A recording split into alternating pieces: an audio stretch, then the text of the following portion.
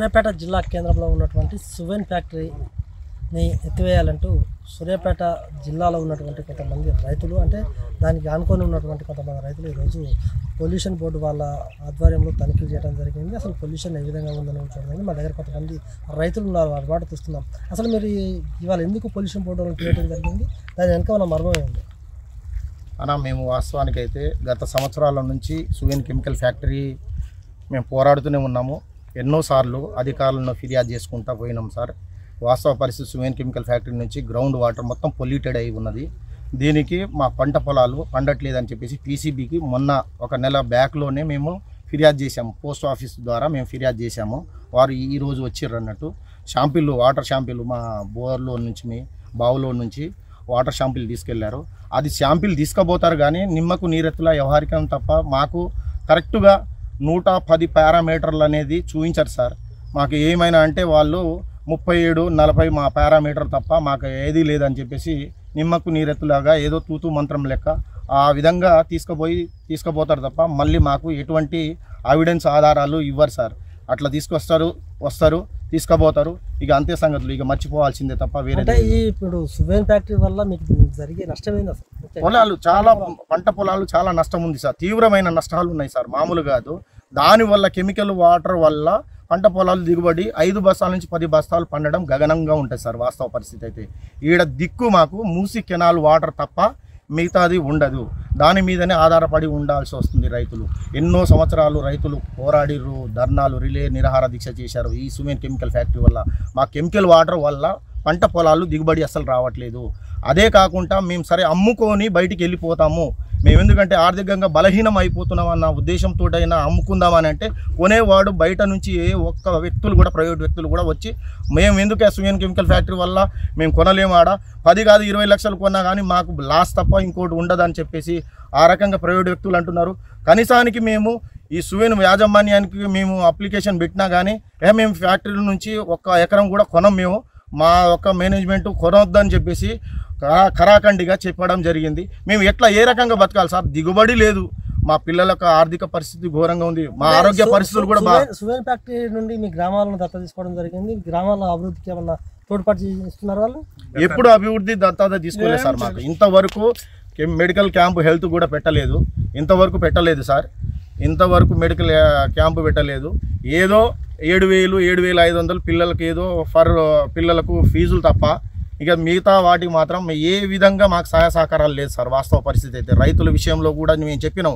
ఇప్పుడు రాష్ట్ర ప్రభుత్వమే రైతు బంధు తరహాగా ఇస్తున్నారు సార్. ఎకరానికి వచ్చేసి 6 నెలలకు 5,000, 10,000, 15,000 రూపాయలు ఇప్పుడు కొత్త గవర్నమెంట్ కూడా ప్రకటించారు. కాబట్టి ఆ విధంగా మా కనీసానికి ప్రైవేట్ కాబట్టి ఆ విధంగా అయినా మాకు ఎకరానికి 50,000 రూపాయలు కూడా ఇస్తే మేము కొద్దిగా గొప్ప మాకు ఉంటుంది కదా, పెట్టుబడికి వాటికి వీటికి అవసరం ఉంటుంది. అది పండుద్దా లేదా అనేది ఆ విధం కూడా లేదు. ఎంతసేపటికి మేము పెట్టుబడికి ఇవ్వలేము, వాళ్ళు మీకు రైతు గురించి పట్టించుకునే నాదులు లేవు, మేము పట్టించుకోము కూడా అని చెప్పేసి సువెన్ కెమికల్ యాజమాన్యము ఖరాఖండిగా చెప్పడం జరుగుతుంది సార్. మీరు చివరికి ఏం డిమాండ్ చేస్తున్నారు ప్రభుత్వానికి? ఏమేమి అప్పీల్ చేస్తున్నారు? ఈ విషయానికి మాత్రం మేము వాస్తవ విషయం ఏంటంటే సువెన్ కెమికల్ ఫ్యాక్టరీని మూసేయాలి సార్. మా ప్రధానమైనటువంటి డిమాండ్ మూసేయాలి. లేని పక్షాన